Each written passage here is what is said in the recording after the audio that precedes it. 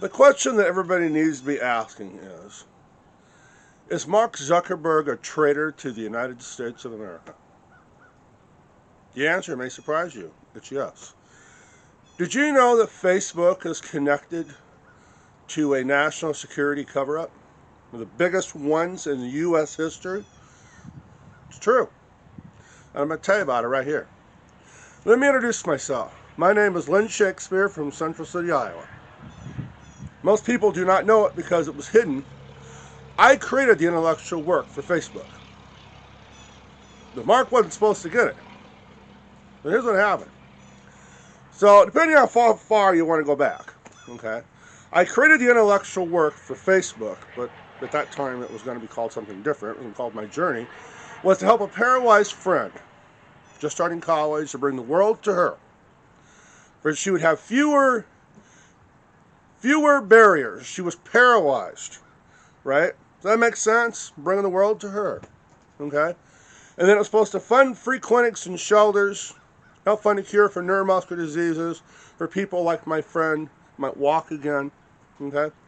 Well, you can look all that up on another video, okay? So let's talk about this national security bit. So I was working doing security for a company that melted down currency for the federal mint. I was working ridiculous hours, 60-hour shifts at the last point when I left. And then I was offered a job as a security advisor in South Korea. And I turned it down too. All to get this online site started. Okay? Now I started working on the plans to help my friend in 1993. So by 2003, that would have been 10 years. Okay? But I left the job before 2000. Okay? So there's quite a bit of a time period between when I left and when Mark stole my work from me and then started Facebook. All right. So, I left doing the security work. Okay. And I got involved in a 9/11 pre-event. Okay. At the pre-event, I was supposed to destroy evidence for the government. And they told me what the plans were they were going to do. I got to look at this gigantic, huge binder and this mound of evidence, and I listened to the projects, these plans for world domination, and I took a step back, and I said, I don't believe you. I don't believe this, And I said, I am not getting involved in this.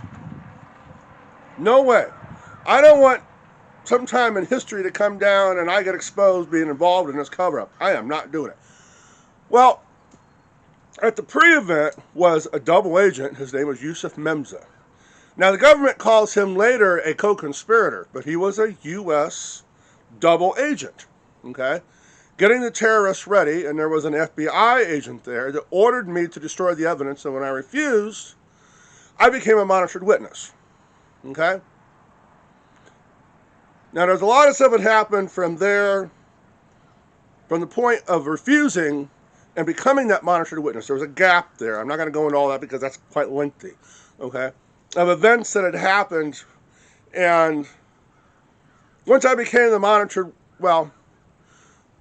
before becoming the monitored witness, I had death threats too. But then I became the monitored witness when people started dying, okay? So while being the monitored witness, the FBI and the CIA that was monitoring me 24 hours a day, my phone, my internet, sitting out in front of my home. In fact, there was a car parked there, a car parked there, a car parked there, and a car parked back on a cemetery. Followed me everywhere I went. Okay? Well, they learned about my internet site that I wanted to create. Okay? And I was having a problem getting the coding done. I live in a small town in Central City, Iowa. I have a friend from school that I went to school with. I mean, we've been out of school a lot of years. But he's in a hacking club with Mark Zuckerberg. I tried to get him to do the coding for me, and he said he couldn't do it. Okay? Well, after 9/11 had happened, now, if you guys didn't know, that pre-event happened a year and a half before 9/11. Okay? So I monitored all of these years, okay? And then after 9/11, after the committee hearings are coming to an end, they let me start having me be around people, okay? But they learned that in the plans, when I couldn't find somebody to do the coding, I started writing down more things in the plans, and I wrote all the good ways that could be used to try to help people, to entice somebody to help me with the coding. And then I wrote all the bad ways, how strong this program, this site could be to do bad things, okay?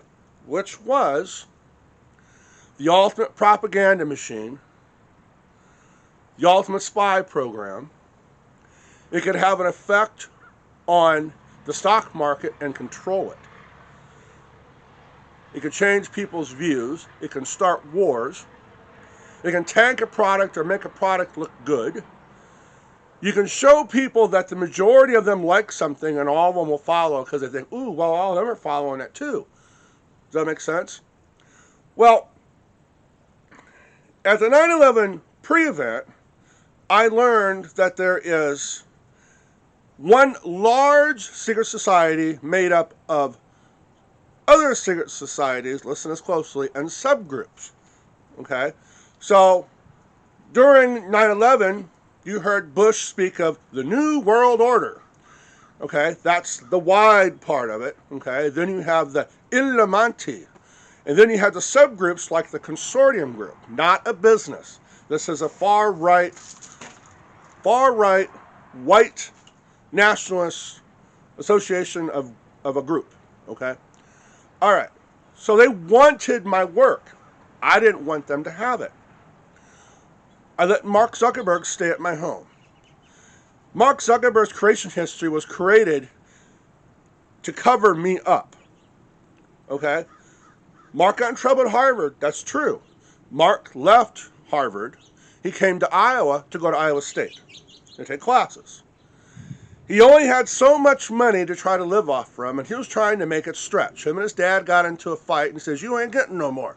You do with what you got, try to make ends meet and make something of yourself. So Mark bought himself a school bus, and he was going to live out of it at a relative's house in Ames, Iowa, where Iowa State is. Okay? So Mark had called me to see if I had what he needed to change the school bus over into what they call a schoolie to live out of. So Mark Zuckerberg and Eduardo Severin came to my home.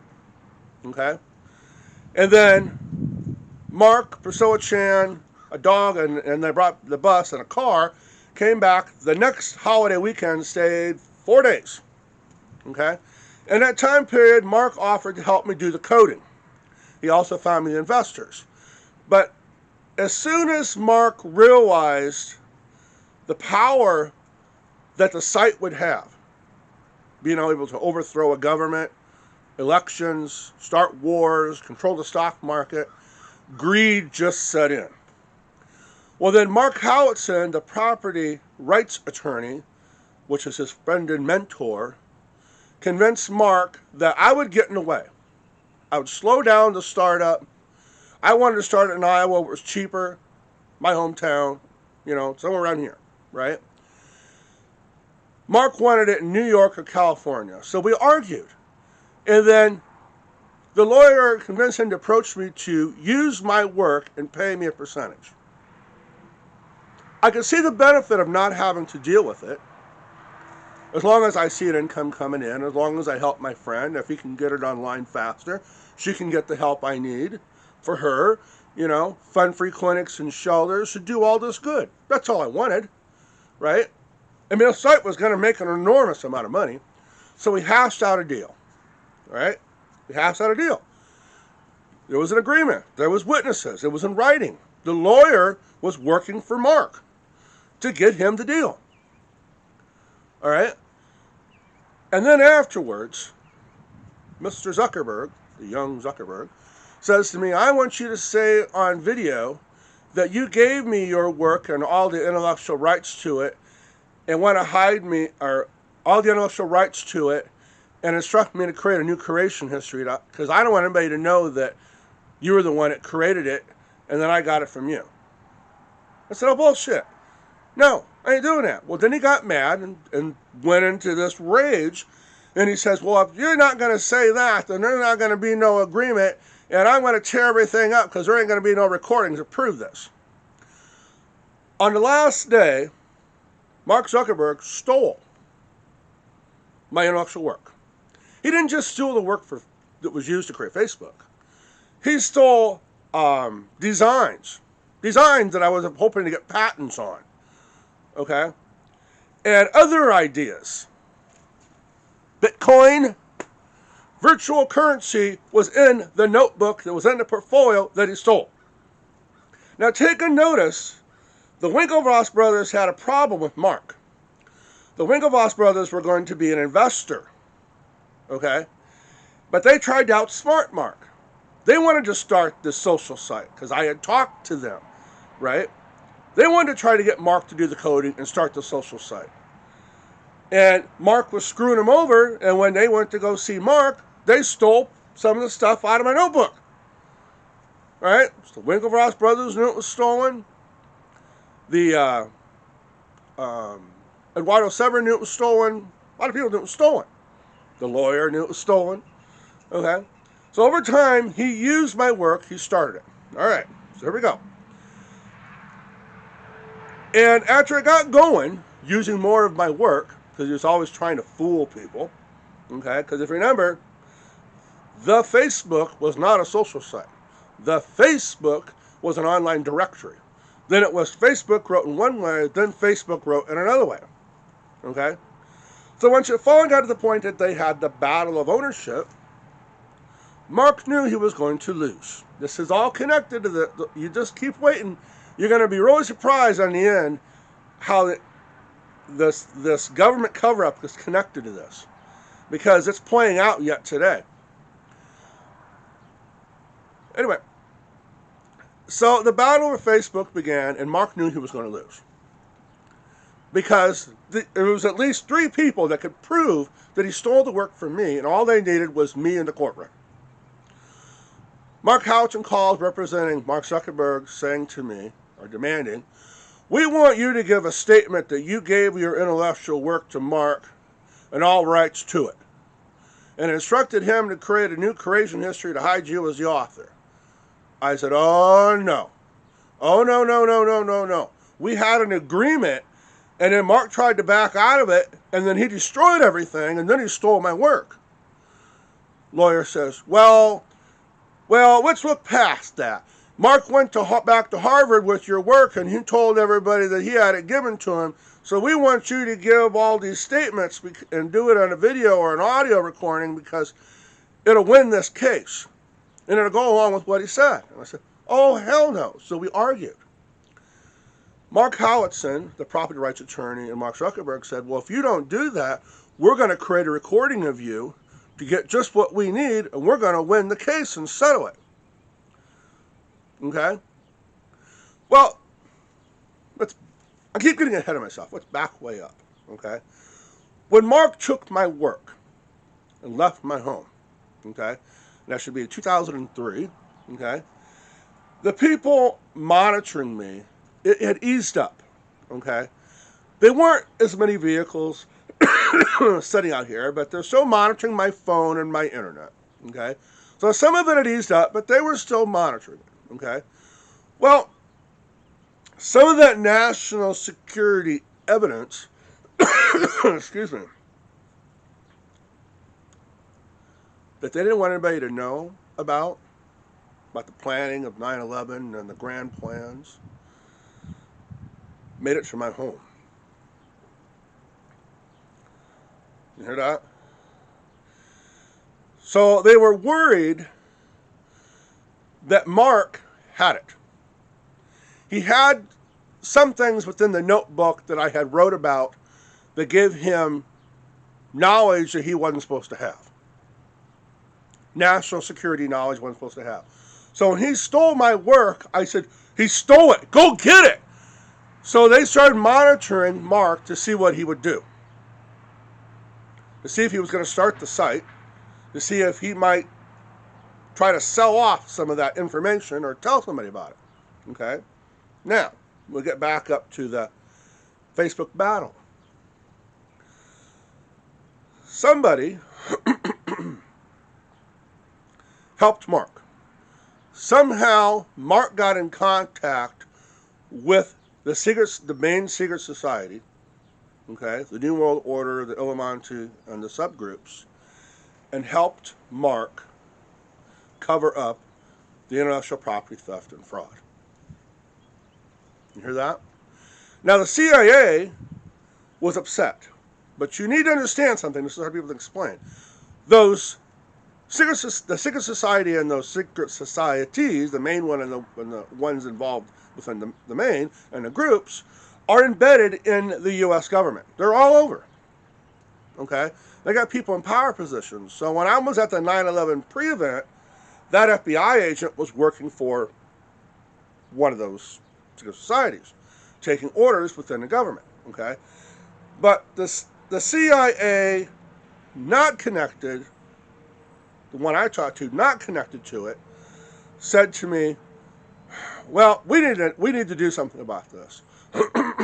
He says, we're going to offer you a solution to this that's going to end this for good. We're going to give Mark Zuckerberg, Howitson, and Priscilla Chan the same treatment that we gave the other 9/11 witnesses, quick and clean. All you got to do is say yes. I said, there's been too much of this. I said, there were people dropping dead left and right all around me ever since it started. I said, I just don't think I can say yes to that. Okay? I said, I hope that somehow he's still going to make it right. Well, I hope you're not making the wrong decision because we don't know what he's going to do with the work. Where does Mark go? Mark Zuckerberg goes to Russia. He sees Putin. Putin becomes one of his biggest investors. Putin ain't going to become one of the biggest investors for no reason. So it looks like Putin, which is also connected to the main secret society, which is embedded within the government, helped Mark cover up the intellectual property theft and fraud. The Social Network movie and book is bullshit because it does not have him leaving Harvard, coming to Iowa, coming to my home, stealing the work, right? Okay? Now, I keep getting ahead of myself, so let's back up again. Now, when he used the recording, the fake recording that they created to win the court hearing, okay, and people are starting to settle, Eduardo Severin called me at my home. He says, Lynn, did you willingly do that? I said, no. Ain't no way in hell I'd do that.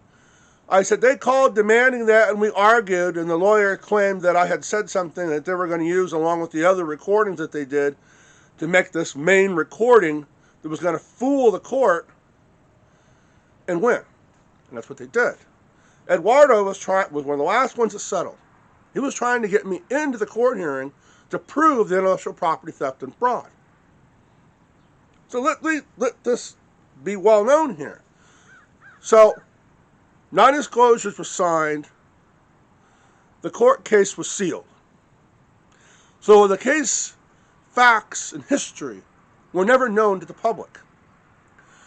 I know when it created the intellectual work, my voice, a recording of me, was used to settle the case, saying that I gave my work to him, right? Gave him all my rights to it, instructed him to create a new creation history. Shouldn't I deserve something? Okay?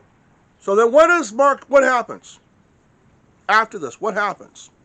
After Mark gets involved with Putin, they're using the site, Facebook, exactly the way I didn't want it to be used. It was wrote in my intellectual work. To spread propaganda, the ultimate spy program, to affect the stock market. Okay? So the question is, and the answer to it, the question is Mark Zuckerberg a traitor to the United States of America? Yes. In every way, just like Trump, Mark Zuckerberg is a Russian operative. But unless you knew what I just told you, you wouldn't know it. Mark Zuckerberg is helping Russia take the United States from within. And now you know.